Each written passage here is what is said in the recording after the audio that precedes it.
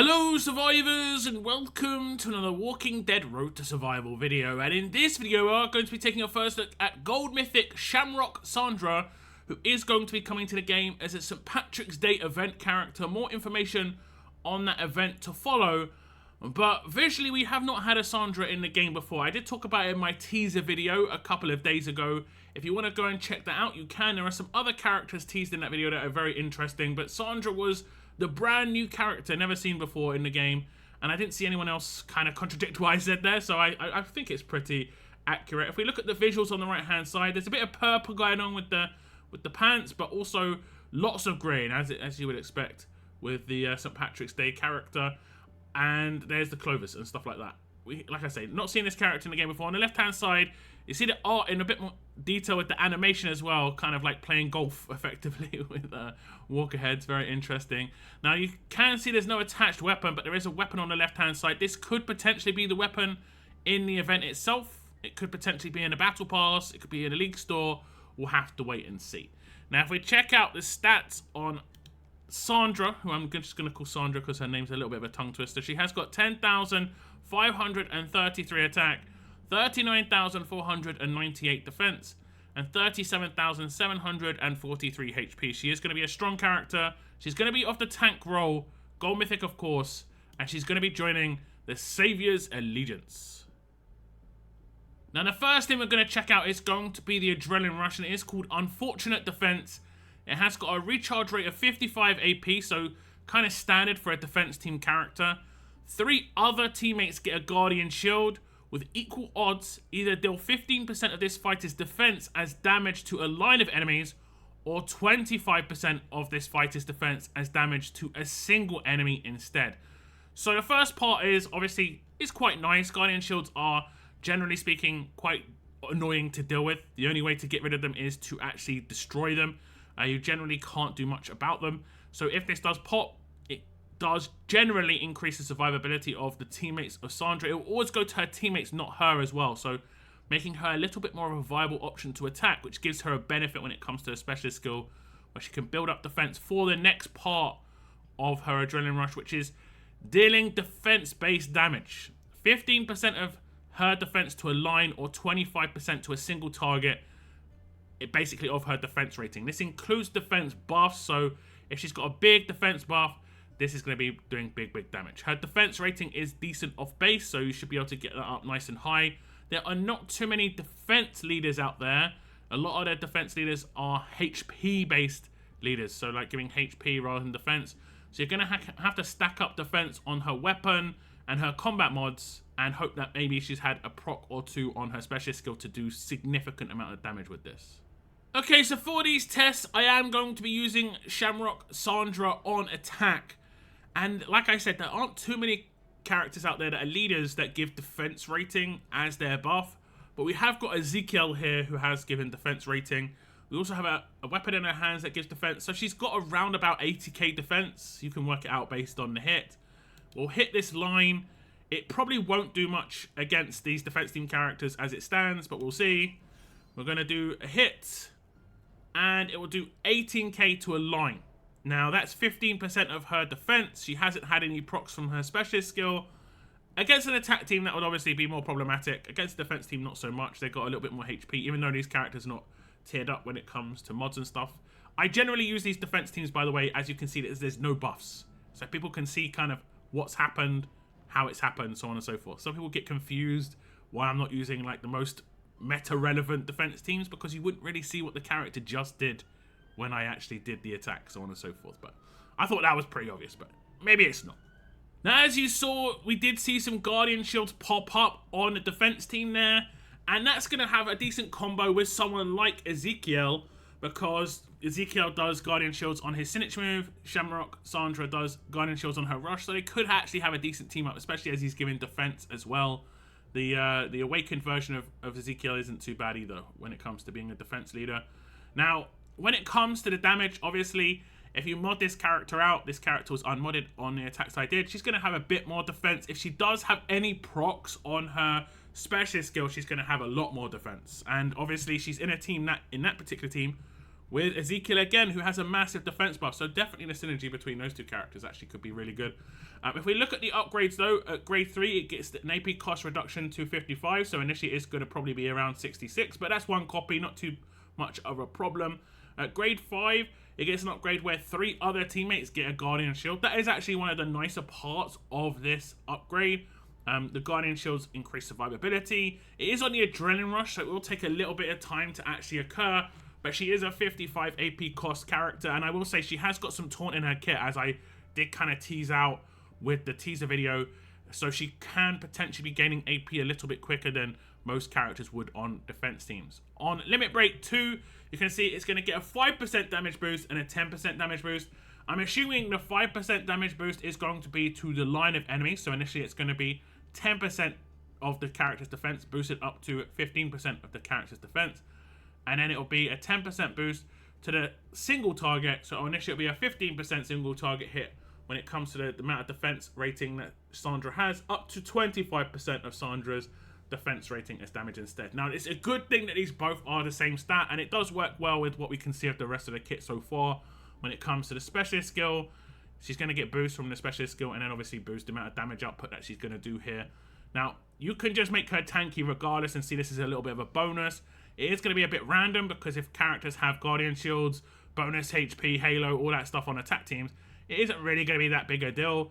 Her survivability is going to be more key for her usefulness on defense teams, and you can see the damage output as, like I say, a bit of a bonus. If she gets a big defense bonus when it comes to a buff off of another character, or because of her specialist skill, then obviously that damage is going to be massively amplified on this rush. So the rush is okay. I like the survivability element when it comes to the teammates.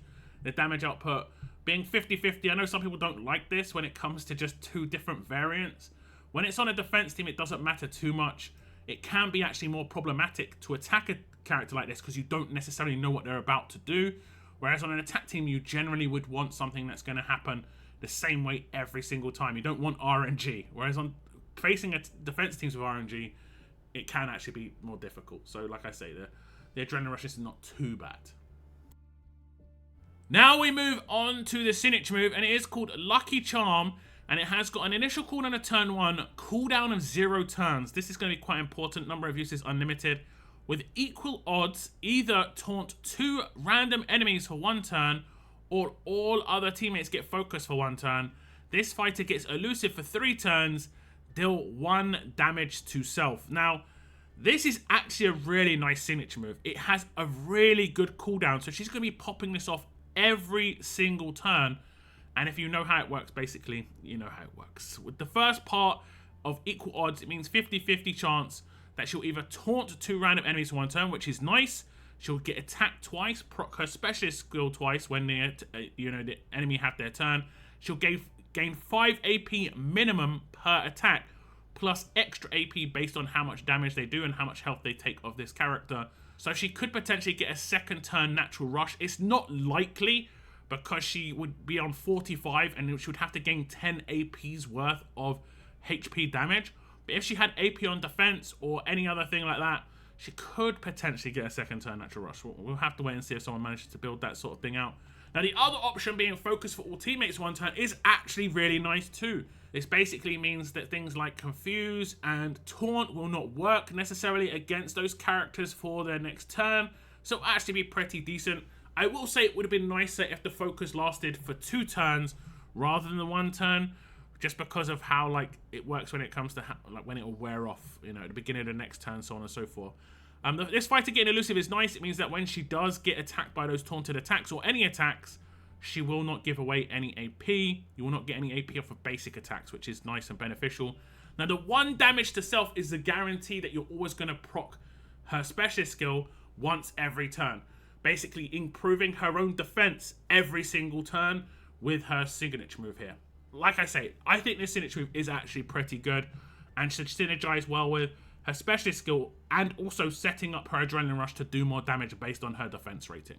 Okay, here we go off of turn 1, and I'm going to have Shamrock Sandra on the defense team now, and she'll do her signature move and do 1 damage to herself, which is actually quite important, and she'll also taunt 2 characters, and she is going to get a natural turn 2 rush. What I'm going to do is I'm also going to defend here, just to see the kind of turnaround that she has got, because now she has got a defense buff. If we wait and see, where she's going to do way more damage. This is where that initial rush damage that she was doing before, where she hit 18k to a line, which would probably be around about 22k to an individual character, gets boosted up to what should be a bit more of significant numbers. We're going to see 26k damage to a line now. So you can kind of see the potential when it comes to the damage output. Now remember, she has not got Ezekiel as a leader this time around, which would give her an extra 45% defense.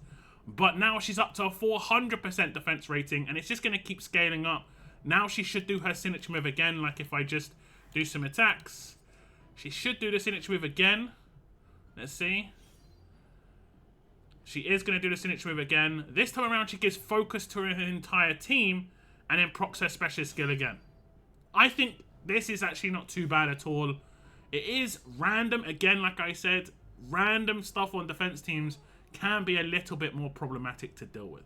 Now, when checking out Sandra's signature move upgrades, you can see at grade 2, it gets an upgrade where this fighter gets elusive for 3 turns. It means she wasn't giving away any AP in any of those attacks she was receiving, which was actually quite nice. At grade 4, which is still only 1 copy, it gets -1 to starting cooldown, which I think is actually pretty good. You know, being able to do this off of turn 1 on a defense team is great. At limit break 1, it gets +1 to taunt target. So initially it is going to be taunting 1 random enemy for 1 turn, but now it does 2 random enemies for 1 turn. And then at limit break 3, it does a -1 to cooldown. So it goes from a 1 turn cooldown down to a 0 turn cooldown. This just means that whenever she's not going to do her adrenaline rush, she's going to do her signature move, which is very handy indeed. This signature move just going off at any point is going to be problematic.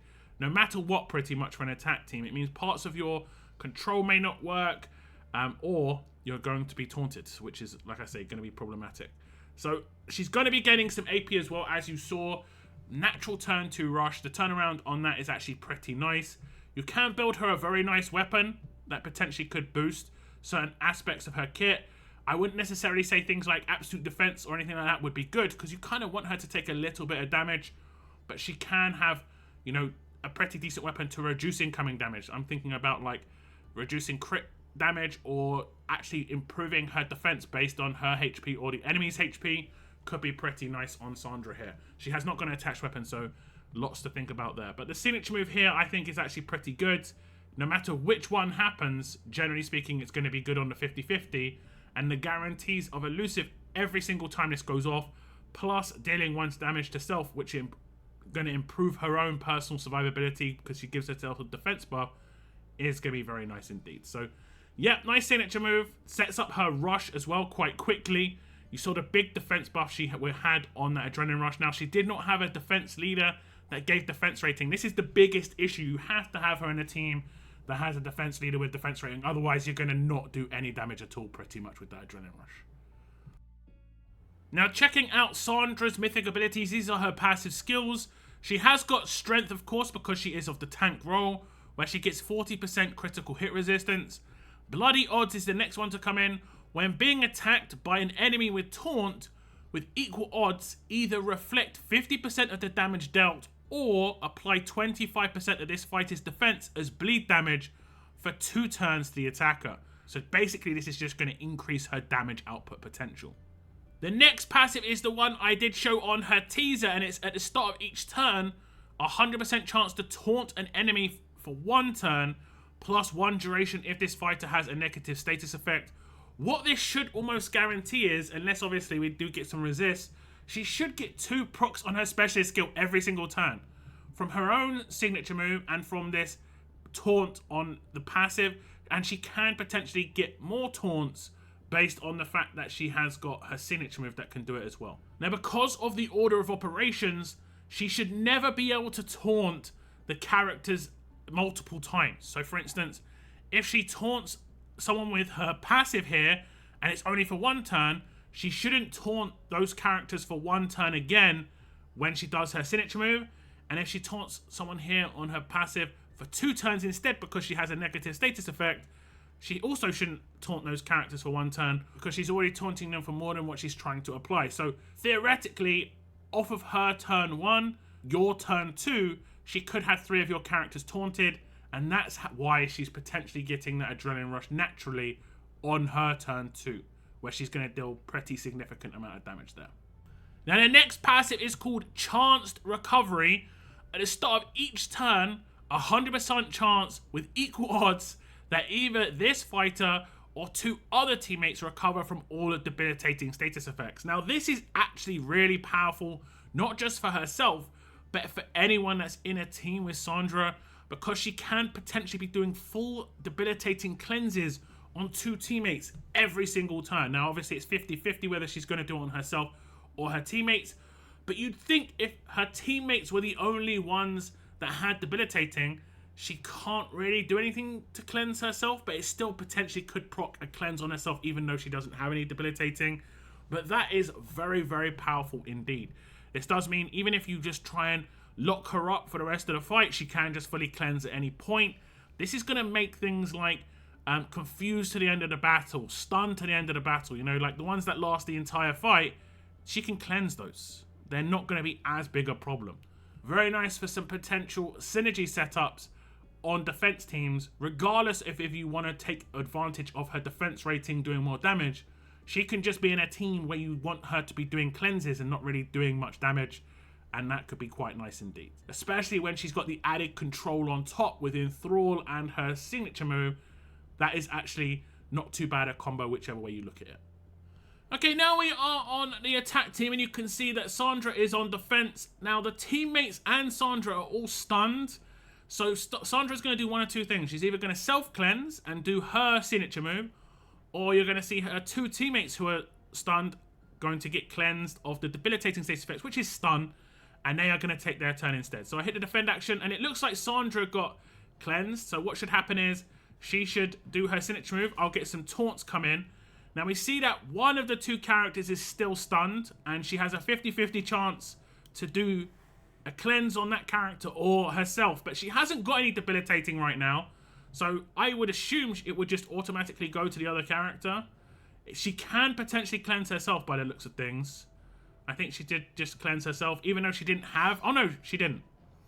There we go. Okay, so this is going to be every turn. This is going to be every turn. She's going to be cleansing 2 teammates or herself. Like I say, I think there's pretty decent potential here with, you know, Shamrock Sandra based on her kit so far. So reading over the passive upgrades, you can see at grade 1, the first half of Bloody Odds comes in. When being attacked by an enemy with taunt, with equal odds, either reflect 20% of the damage dealt or apply 10% of the fighter's defense as bleed damage for 2 turns to the attacker. At grade 2, it gets 20% critical hit resistance as she is a tank. And at grade 3, she gets the second half of Bloody Odds. When being attacked by an enemy with the taunt status, again with equal odds, will either reflect a further 30%, making it 50% of the damage dealt, or apply a further 15%, making it 25% of this fighter's defense as bleed damage for 2 turns to the attacker instead. This is equal odds, so it's always going to do one of the 2 as long as the character is taunted, and she does taunt a lot of characters on a lot of turns. Moving on to grade 4, we get the first half of Enthrall at the start of each turn. 50% chance to taunt a random enemy for 1 turn with +1 duration if the fighter has a negative status effect. At grade 5, first half of Chance Recovery comes in. At the start of each turn, 50% chance with equal odds that either this fighter or 2 other teammates recover from all debilitating status effects. Moving into the limit breaks, you can see at grade limit break 1, you have the second half of Strength, getting a further 20% critical hit resistance, making it 40% total. At grade 2, you get the second half of Enthrall, where at the start of each turn, you get a further 50% chance to make it 100% chance to taunt a random enemy for 1 turn, +1 duration if this fighter has a negative status effect. And at limit break 3, you get the second half of Chance Recovery, making a 100% chance with equal odds that either this fighter or 2 other teammates recover from all debilitating status effects at the start of each turn. I definitely say Enthrall and Chance Recovery are the big passives here. These are the ones that really make this kit quite nice indeed. She will have to be very tanky for sure, and her weapons can be quite important. Now, if you're free to play, you have not really been given crazy good weapons for the last couple of years because we just don't get weapons anymore. But there are the odd weapon here and there that you can craft that could be pretty decent. I'll probably do a guide on this character because I actually think it's going to have a pretty decent amount of usability for free to play on defense. But I think it's pretty nice overall, her kit, when it comes to being a support character and potentially laying down some damage in the right circumstances as well. If you did get Awakened Ezekiel, the team up there seems very, very nice indeed. But she could potentially work in other teams even without getting a massive defense bonus, just because her kit can be nice just as a kind of control support character. She doesn't necessarily have to get the bonus damage for that adrenaline rush. So yeah, nice passives. I think they work very nicely with Shamrock Sandra's kit, regardless of which way you want to go with her on a defense team. Now, we've touched on it a couple of times. She has got the specialist skill Indomitable 2. While not stunned, whenever this fighter takes damage, they gain 40% defense in addition to any existing defense increases, including prior activations of this skill. Resets at the end of 2 turns, and then at the start of combat, they gain a 40% bonus for the first 2 turns of combat. She's going to be able to proc this every time she does her signature move because she deals 1 damage to herself. Every time she obviously has a turn, she does Enthrall, and then she can potentially taunt 2 people on that signature move too. So she can be getting quite high defense ratings. I think we saw over 400% in one of the previous clips, and that is going to be very hard to deal with in a very built out team. She didn't have the greatest weapon, and she has no mods in these tests, just to give you a rough idea of how she's going to be. But you can definitely get her very, very nice and tanky for sure. Defense buffs are not too common when it comes to team-wide ones, so getting boosts like that is not too easy. But there is a strong defense weapon out there where, based on how many defense characters are strong, you would get a defense boost, and Sandra would take full advantage of that defense buff for sure. Now, Sandra has no attached weapon. This is going to be the difficult part of it. I'll come up with some ideas, but I think you can craft some half-decent ones. I wouldn't necessarily say you want to go for control-based weapon if you're going to craft one. You want to build as much stats as possible just to increase her survivability. If you have a very nice premium weapon, that's great. Just put it in her hands and it should do all the work for you. But if you have to think about what you're doing and craft one, I would definitely just kind of stay away from things like AP drain and stuff like this. Increasing her damage reduction and so on and so forth. The extra 5% as well would be very important. So the base weapon you start with could be very important too. Like I say, I steer clear of absolute defense because you don't necessarily mind too much if she takes damage, but you don't want her to take too much damage. You want to take use of that massive defense rating she's got for sure. So this was Shamrock Sandra, and she is the next event character coming to RTS, and she actually looks pretty decent for a free-to-play character. We get one every 7 or 8 characters that are actually half decent for free-to-play, and she looks like she could be pretty decent. I don't think she's going to be the levels of Omid, but you never know. I think in the right setup, she could be very problematic. That team cleanse is very powerful, and the fact that she can consistently control characters as well, very powerful. If you team her up with someone like Rosie, who punishes you for having focus, then this character can taunt you around the focus that you don't have because you don't want to get punished by that Rosie. That could be a nice combo too. So there's definitely some decent setups that you can go for. Let me know in the comments down below what you think about Shamrock Sandra as a free-to-play defense team character. I want to thank you very much for tuning in, and as always, keep on surviving, guys. Keep on surviving.